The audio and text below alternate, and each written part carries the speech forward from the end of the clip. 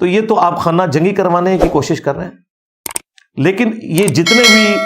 خان صاحب کو پھوکے چڑھانے والے صحافی ہیں نا, کسی کی یہ جرت نہیں ہو رہی اخلاقی کہ وہ مانے کہ 2018 میں بھی غلط ہوا تھا, 2024 میں زیادہ غلط ہوا. لیکن ان کے مخالفین, وہ صحافی جو اس زمانے میں 2018 کے معاملات کو غلط کہہ رہے تھے, وہ آج بھی 2024 کے معاملات کو غلط کہہ رہے ہیں, جس کا سب سے بڑا ثبوت یہ ہے کہ اس وقت جیو جو ہے وہ آنکھوں کا تارا بنا ہوا ہے پی ٹی آئی کی. ان کے دفتروں میں بھی انہی کی سکرینیں لگی ہوئی ہیں اور انہی صحافیوں کی باتیں کوٹ ہو رہی ہیں. جی سہیل وڑائٹ صاحب نے یہ کہہ دیا, تو حامد میر صاحب نے یہ فرما دیا. پہلے حامد میر صاحب انڈین ایجنٹ ہوتے تھے, آج کل فرماتے ہیں. ہاں, یہ دیکھا آپ نے فرق؟ کیونکہ اس وقت اسٹیبلشمنٹ نے آپ کو گود لے کے سیم پیج کے نام کے اوپر چڑھایا ہوا تھا, جیو کے اوپر اور اس طرح کے صحافیوں کے اوپر. آج جو ہے وہ چونکہ اسٹیبلشمنٹ آپ پہ چڑھ دوڑی ہے, تو اب آپ کو وہ صحافی اچھے لگ رہے ہیں. لیکن وہ صحافی اپنے ان اصولوں پہ کھڑے ہوئے ہیں, وہ اس وقت بھی وہاں کھڑے تھے, آج بھی وہیں پہ کھڑے ہوئے ہیں. اس لیے میں یہ کہتا ہوں ٹروتھ لور انسان کو ہونا چاہیے, مستقبل میں بھی معاملات کو دیکھنا چاہیے. باقی ہم نے تو آپ کو پہلے بتایا تھا کہ یہ اس طریقے سے ہوگا اور وہی ہونے جا رہا ہے. اور میں نے الیکشن سے پہلے بھی کہا تھا کہ اب گیم چینجر اگر کوئی بندہ ہے تو نواز شریف صاحب ہے. اس اعتبار سے نہیں کہ نواز شریف صاحب جو ہیں وہ کوئی بہت پاک صاف ہے ایز کمپیئر ٹو باقی لوگوں کے, اس اعتبار سے کہ وہ اس وقت کے دولہ ہیں. جس طرح اس وقت گیم چینجر عمران خان صاحب تھے, وہ 2018 کے دولہ تھے, اس وقت وہ دولہ ہے. اگرچہ وہ خود دولہ بنے یا اپنے بھائی کو بنوائیں, الٹیمیٹلی اس وقت ڈرائیونگ سیٹ کے اوپر وہ آئے ہوئے ہیں, اسٹیبلشمنٹ کی آنکھوں کا تارا بنے ہوئے ہیں. تو انہیں چاہیے کہ جو حرکتیں ان کے ساتھ پی ٹی آئی کی گورنمنٹ نے اور اس وقت کی اسٹیبلشمنٹ نے کی, اب اس وقت کی اسٹیبلشمنٹ کے ساتھ مل کے وہی سارے کام یہ اپنے مخالفین کے ساتھ نہ کریں.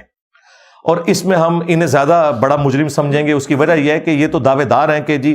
ہم تو سیکھ چکے ہیں اس طرح کی ساری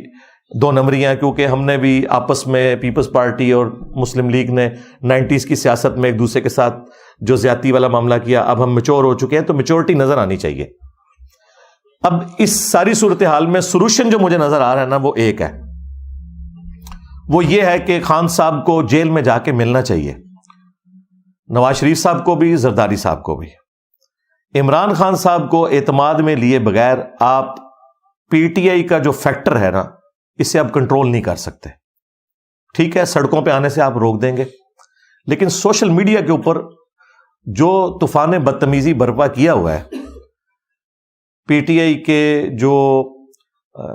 کی بورڈ واریئرز نے, خصوصاً پاکستانی فوج کے خلاف اور اداروں کے خلاف جو روڈ لینگویج یوز کرتے ہیں اور جو ایکسٹریم پہ اس چیز کو لے کے جاتے ہیں, اس کو کنٹرول کرنے کی صلاحیت صرف ایک بندے کے پاس ہے, اور وہ عمران خان صاحب ہیں. عمران خان صاحب ہی ان کو قابو میں لا سکتے ہیں. ادروائز اگر آپ سمجھتے ہیں کہ خان صاحب کو اندر کر کے ان کو آپ قابو کر لیں گے, تو کس حد تک قابو کریں گے؟ اکثریت تو باہر کے ملکوں میں بیٹھے ہوئے ہیں.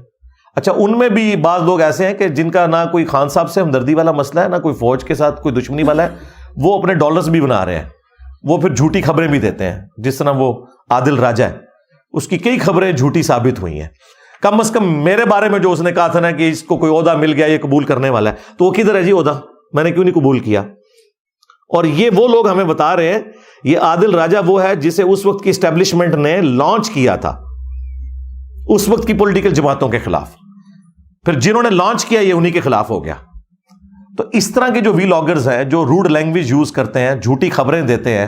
اور عوام میں پھیلاتے ہیں, ان لوگوں سے آپ ہوشیار رہے. جو ذمہ دار قسم کے صحافی ہیں پی ٹی آئی کے اندر, جس طرح عمران ریاض خان صاحب ہیں, مجھے ان سے بنیادی اختلاف ہے ان کی صحافت سے, لیکن ایٹ لیسٹ وہ اس لیول کے اوپر نہیں جاتے جس طرح یہ باقی معاملات کرتے ہیں. اسی طریقے سے اور بھی اوریا مقبول جان صاحب بھی, ان سے تھوڑی سی مس ہینڈلنگ ہوئی, لیکن اوورآل وہ گفتگو کافی حد تک اچھی کرتے ہیں. بیلنس تو نہیں ہوتی, ظاہر ہے کہ بیلنس گفتگو یہ لوگ نہیں کر سکتے, ان کی ہمدردیاں. جس طرح دوسری طرف بھی ایسے صحافی موجود ہیں جن کی ہمدردیاں دوسری جماعتوں کے ساتھ ہیں. لیکن ان الیکشنز کے بعد ایک خطرناک رزلٹ بڑا سامنے آیا ہے کہ ہم پنجابی لوگ, پنجاب کی اسٹیبلشمنٹ, پنجاب کی جماعتیں, خواہ وہ P T I who, known league ہو, جتنے صحافی ہیں, جتنے میڈیا چینلز ہیں, انہوں نے اپنا اخلاقی فرض اور مذہبی فرض سمجھا ہوا تھا کہ پیپلز پارٹی جو ہے نا یہ ناکام ترین جماعت ہے پاکستان کی، تو یہ پروگرام تو ان کا مر گیا، کیونکہ پیپلز پارٹی نے پہلے سے زیادہ سیٹیں لی ہیں، ان کے تو سارے آپ دیکھیں کینڈیڈیٹس لاکھوں میں جا رہے ہیں،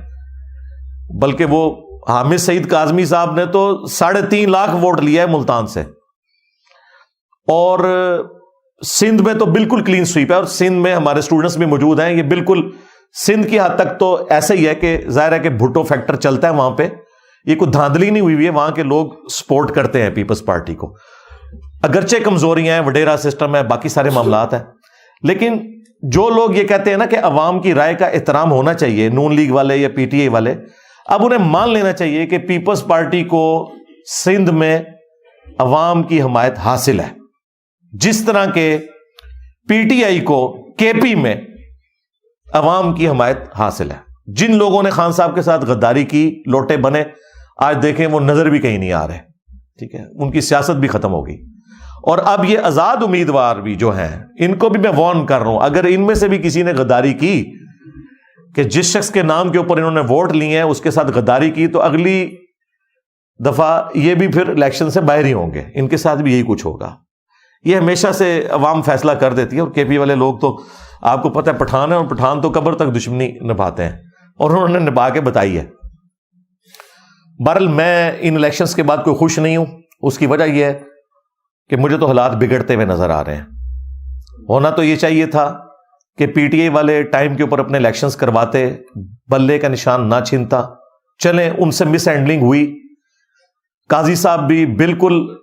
وہ ایک قانونی فیصلہ کرنے شروع ہو گئے، اخلاقاً تو ان کا فیصلہ درست نہیں لیکن قانوناً بالکل درست ہے، ہم صرف فیصلے کے اوپر بات کر رہے ہیں، میں ان کی نیت کے اوپر شک نہیں کرتا۔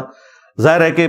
میں نے اس وقت بھی ایک مثال دی، اور وہ اس کو ایسی مقبولیت حاصل ہوئی کہ کئی صحافیوں نے بھی وہ مثال کوٹ کی ہے کہ اگر کوئی شخص موٹر وے کے اوپر 140 کی سپیڈ پہ جا رہا ہے اور اسے پکڑ کے چلان کیا جائے تو وہ کہے کہ میری والدہ فوت ہو گئی تھی، میں نے جنازے میں پہنچنا ہے، تو ٹھیک ہے چلان آپ دیں اور جنازے میں چلے جائیں، لیکن یہ نہیں ہو سکتا کہ آپ کا چلان معاف کر دیا جائے۔ یہ جو مس ہینڈلنگ ہوئی، کوئی موقع ایسا پروڈیوس کرنا چاہیے کہ یہ الیکشن اپنے کروائیں انٹرا پارٹی، اور اس کے بعد جن کی سیٹیں بنتی ہیں ان کو دی جائے۔ اور خان صاحب کے ماننے والوں کے لیے میں کہوں گا کہ آپ لوگ جو یہ کہہ رہے ہیں نا کہ ہم سب سے بڑی جماعت ہیں اور الیکشنز کو ایکسیپٹ کرتے ہیں، ٹھیک ہے اب بھی ہماری سیٹیں زیادہ ہیں، ان سیٹوں کے ساتھ بھی آپ کی نیشنل اسمبلی میں تو گورنمنٹ نہیں بننے کی۔ اس کی وجہ یہ ہے کہ خان صاحب کا تو پہلے دن سے یہ کہنا ہے کہ میں نے نہ پیپلز پارٹی کے ساتھ اتحاد کرنا ہے نہ نون لیگ کے ساتھ کرنا ہے۔ جب اتحاد نہیں کرنا تو سمپل میجورٹی تو آپ کو ملنی نہیں ہے، لہٰذا اب آپ یہ غم کھانا چھوڑ دیں کہ ان الیکشنز میں ہم سب سے بڑی جماعت بن کے ابھرے ہیں تو ہمارا رائٹ ہے۔ رائٹ آپ کا تب ہوگا جب آپ دوسروں کو ایکسیپٹ کریں۔ آپ تو کہہ رہے ہیں نہ ہم نے پیپلز پارٹی کے ساتھ اتحاد کرنا ہے نہ نون لیگ کے ساتھ، تو بھائی آپ تو گورنمنٹ پھر میجورٹی بنا ہی نہیں سکتے، میجورٹی تو پھر انہی کی ہوگی۔ ہاں اگر آپ اس کے لیے تیار ہو جائیں کہ ٹھیک ہے پیپلز پارٹی سندھ سنبھال لے، پنجاب نون لیگ سنبھال لے، کے پی سنبھال لے پی ٹی آئی، اور اپنے اپنے صوبوں میں پرفارم کریں، 5 سالوں کے بعد رزلٹ سامنے آ جائے گا۔ بلکہ اب تو 18ویں ترمیم کے بعد تو صوبوں کے پاس بجٹ بھی زیادہ ہے، ان کے پاس اختیارات بھی زیادہ ہیں، وہ پرفارم کر کے دکھا سکتے ہیں۔ اگلے الیکشنز میں فیصلہ ہو جائے گا۔ لیکن اگر آپ کہیں گے یہ چور ہیں میں ان کے ساتھ نہیں بیٹھنا، تو جب بیٹھنا نہیں ہے تو آپ کی اپنی تو سیٹیں بمشکل ہوں گی 100، وہ بھی ساری نکال کے پیچھے 80 کے قریب ہی بنتی ہیں، اگرچہ باقی جماعتوں سے زیادہ ہے، لیکن جب آپ باقیوں کو نہیں ساتھ ملائیں گے تو 135-40 سیٹیں جو آپ کو چاہیے اور پھر باقی ریزروز ملا کے آلموسٹ 170 کے قریب، وہ تو آپ کی نہیں بننی، لہذا گورنمنٹ تو پھر بھی نہیں بننی، کیونکہ آپ نے ان کے ساتھ بیٹھنا نہیں، کیونکہ آپ کو پتا ہے کہ اگر آپ نون لیگ یا پیپلز پارٹی کے ساتھ اتحاد کریں گے تو آپ کا اپنا ووٹر آپ کو چھوڑ جائے گا، کیونکہ ان کے دماغ میں آپ نے یہ بٹھایا ہوا تھا کہ یہ چور ہے اور میں چوروں کے ساتھ نہیں بیٹھوں گا، تو آپ کا اپنا بیانیہ ختم ہو جائے گا۔ حالانکہ بیٹھنے میں کوئی حرج نہیں، پاکستانی ہے۔ اگر آپ نان اسٹیٹ ایکٹرز کو، جنہوں نے اسلحہ اٹھا کے پاکستانی فوج کو قتل کیا، پاکستان کی عوام کو قتل کیا، ان کے ساتھ مذاکرات کر سکتے ہیں، تو پاکستان کی سیاسی جماعتیں ان کے ساتھ آپ نہیں مذاکرات کر سکتے؟ ٹھیک ہے اختلاف رائے رکھیں، ہمیں دیکھیں کتنا سخت اختلاف رائے میں رکھتا ہوں، لیکن نماز بریلیوں کے پیچھے بھی پڑھ لیتا ہوں، دیوبند کے پیچھے بھی، اہل حدیث کے پیچھے بھی، شیعہ کے پیچھے بھی، نہ صرف نماز پڑھتا ہوں چندے بھی دیتا ہوں۔ الگ سے مسجد کوئی نہیں بنائی،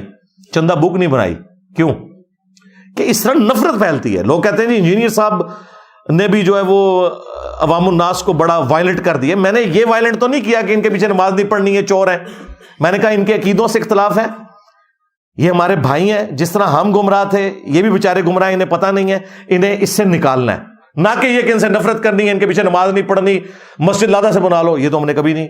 نہ کوئی پارٹی بنائی، نہ کوئی چندہ بک بنائی. یہ ڈفرنس میں آپ کو بتا رہا ہوں. جو لوگ مجھے اور خان صاحب کی سوچ کو ایک کہتے ہیں نا، ایک فیکٹر میں تو ایک ہے کہ انہوں نے بھی ینگ جنریشن کو پالیٹکس میں انٹر کیا، جو لوگ پالیٹکس میں کوئی دلچسپی نہیں رکھتے تھے. اور ہم نے بھی پڑھے لکھے طبقے کو